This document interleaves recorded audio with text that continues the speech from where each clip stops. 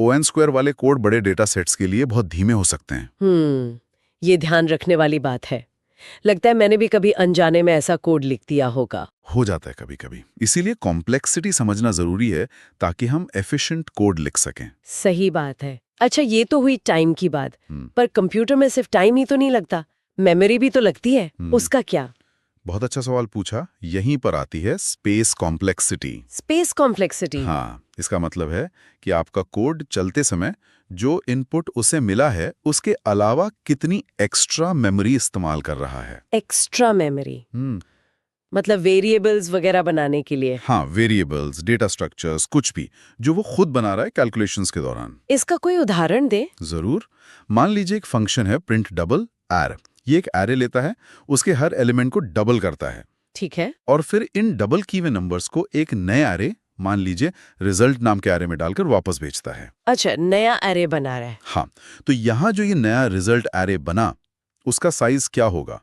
उतना ही होगा जितना ओरिजिनल एर का साइज था, यानी n, है ना? हाँ बिल्कुल। तो क्योंकि इस फंक्शन को इनपुट के साइज n के बराबर एक्स्ट्रा मेमोरी चाहिए थी नया एरे बनाने के लिए, इसकी स्पेस कॉम्प्लेक्सिटी हुई O ऑफ n। समझ गई, मतलब जितनी एक्स्ट्रा जगह ली वो स्पेस कॉम्प्लेक्सिटी। हाँ, और जैसे टाइम में O ऑफ 1 था, वैसे ही स्पेस में भी O ऑफ 1 हो सकता है। वो कैसे?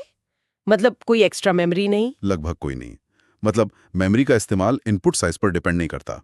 जैसे अगर कोई फंक्शन बस कुछ थोड़े से वेरिएबल बनाता है, चाहे इनपुट कितना भी बड़ा हो, या अगर फंक्शन उसी इनपुट एरे को बदल दे बिना कोई नया एरे बनाए, उसे कहते हैं इन प्लेस मॉडिफिकेशन। अच्छा, उसी जगह पर बदलाव कर दिया। हाँ, तो उसे बस गिनती के कुछ वेरिएबल्स के लिए फिक्स्ड मेमोरी चाहिए होगी, तो वो OF1 स्पेस हुआ। तो अगर मैं इसे समराइज करूं, एक आसान नियम ये हो सकता है कि जितने ज्यादा नेस्टेड लूप्स, उतनी ज्यादा टाइम कॉम्प्लेक्सिटी बढ़ने का चांस। हाँ, मोटे तौर पर। और कोड चलते समय जितना ज्यादा नया डेटा या नए वेरिएबल्स बनते हैं, उतनी स्पेस कॉम्प्लेक्सिटी बढ़ने का चांस। हाँ, ये एक बेसिक समझने के लिए अच्छा नियम है।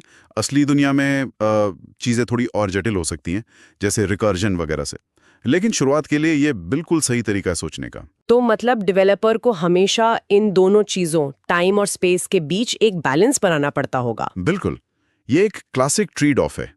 कई बार आप कोड को तेज बनाने के लिए थोड़ी ज्यादा मेमोरी इस्तेमाल करते हैं। अच्छा, कैसे?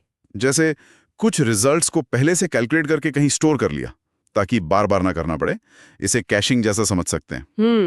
और कभी-कभी खासकर मोबाइल डिवाइसेस या ऐसी जगह जहां मेमोरी कम होती है, वहां मेमोरी बचाना ज्यादा जरूरी हो जाता है, भले ही कोड थोड़ा सा धीमा चले। सही कहा।